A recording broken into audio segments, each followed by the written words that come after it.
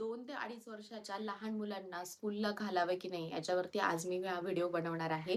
मी माझा हा video Instagramवरती share केलेला आहे. Instagramवरती त्याला छान व्ह्यू आलेत. पण भरपूर जणांनी कमेंट केल्यात, की "मॅडम तुम्ही आता प्री-स्कूलची अवस्था बघितली का? प्री-स्कूलमध्ये काय घटना घडतात? 2.5-3 वर्षाच्या बाळाला कशाला स्कूलला घालायचंय? त्याला आईच्या सहवासाची, बापाच्या, सगळ्यांच्या सहवासाची, प्रेमाची गरज असते. त्याला स्कूलची काही या टायमिंगला गरज नाही. परंतु या सगळ्या गोष्टी आज तुमच्याबरोबर सविस्तर एक्सप्लेन करणार आहे. व्हिडिओ शेवटपर्यंत नक्की बघा.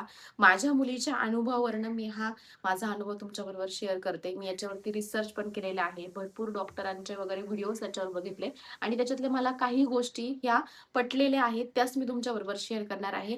काही वाटलं तर मला नक्की कमेंट करा. पहिली गोष्ट म्हणजे आपण 2.5-3 वर्षाच्या बाळाला स्कूलला का घालत नाही? म्हणजे प्री स्कूलला जर घालायचं असेल तर आपण हा विचार करतो, की बाळाला शी-सू ह्या गोष्टी समजत नाही. त्याला भूक लागली त्याला काय झालं ह्या गोष्टी समजत नाही. मग ह्या काळामध्ये आपण ह्या वयामध्ये आपण बाळाला स्कूलला कशाला घालायचं?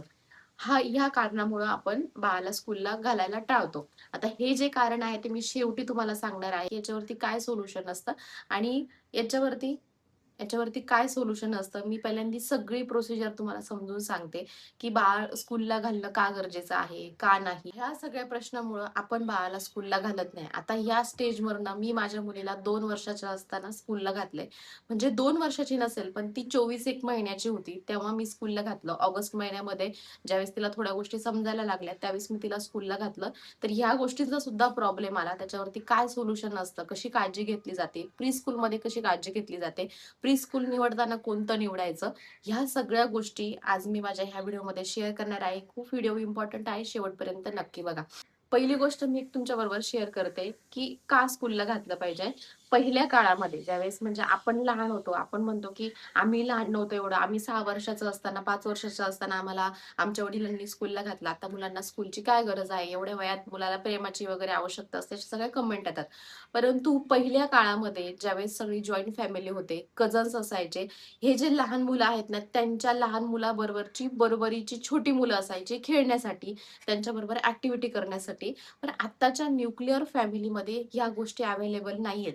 म्हणजे अगदी आजी-आजोबा सुद्धा आता अवेलेबल नाही. आजी-आजोबा सुद्धा गावाकडे असतात आणि मग मूल हे एकटंच आईबरोबर वाढत असतं. बाबा ऑफिसला निघून जातात. जर मोठा भाऊ असेल, बहीण असेल, ती स्कूलला निघून जाते आणि मग हे छोटं बाळ हे एकटं पडतं आणि ते सतत आईबरोबर असतं.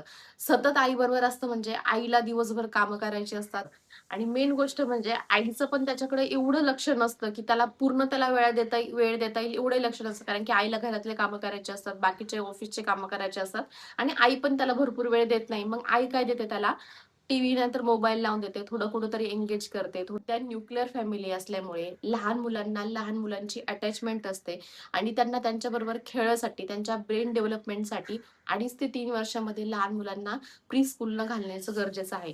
कारण की ह्या काळामध्ये लहान मुलांचा ब्रेन डेव्हलपमेंट खूप होत असतो आणि त्याला ह्या घरामध्ये सारखं-सारखं त्याच गोष्टी, सारख्या-सारख्या त्याच खेळणी, सारखं-सारखं ह्या सगळ्या गोष्टींबरोबर त्याला बोर होतो आणि बाळ चिडचिडं होतं.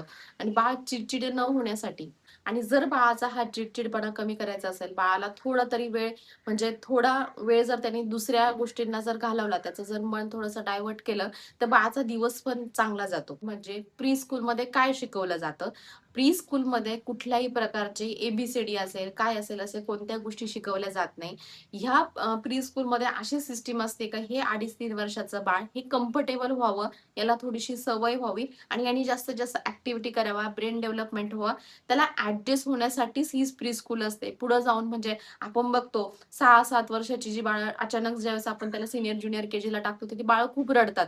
जवळ जून महिन्यापासून तर जवळ-जवळ 3 ते 4 महिने बाळ रडतात स्कूलला जाण्यासाठी. ते का रडतात? तर त्यांना घरी अशी टीव्ही, मोबाईल एन्जॉय करायची सवय असते. काही पण खा, काही पण राहा, कसं पण राहा.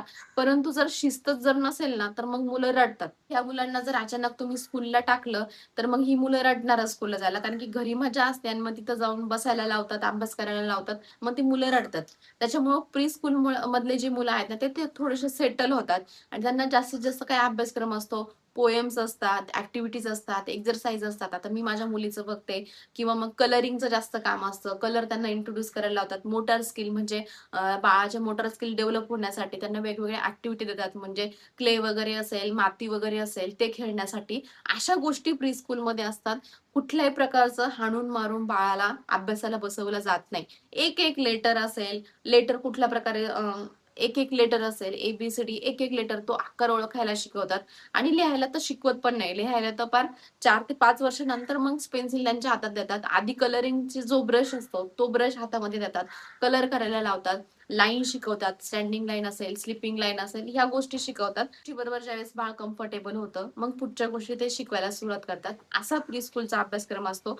कुठल्याही प्रकारचा कुठल्याही प्रकारचा अभ्यासक्रम नसतो. आणि मेन गोष्ट म्हणजे बाळ काय प्री स्कूल मध्ये दिवसभर जात नाही. 24 तासातले 8 ते 6 तास असं काही जात नाही. फक्त सकाळचे 2 तास बाळ हे प्री स्कूल मध्ये जातं. लहान मुलांबरोबर ते कम्फर्टेबल होतं. त्याची मुलं त्याला भेटतात. त्याच्यासारख्या मुलांबरोबर ते खेळतं. त्याच्यासारख्या मुलांबरोबर ते छानपैकी टिफिन खातं. सगळ्यात शेवटचं मेन पॉईंट म्हणजे जो मी तुम्हाला सांगणार होते, शी सू जर बाळाला कळत नसेल तर बाळाला स्कूलला टाकावं का?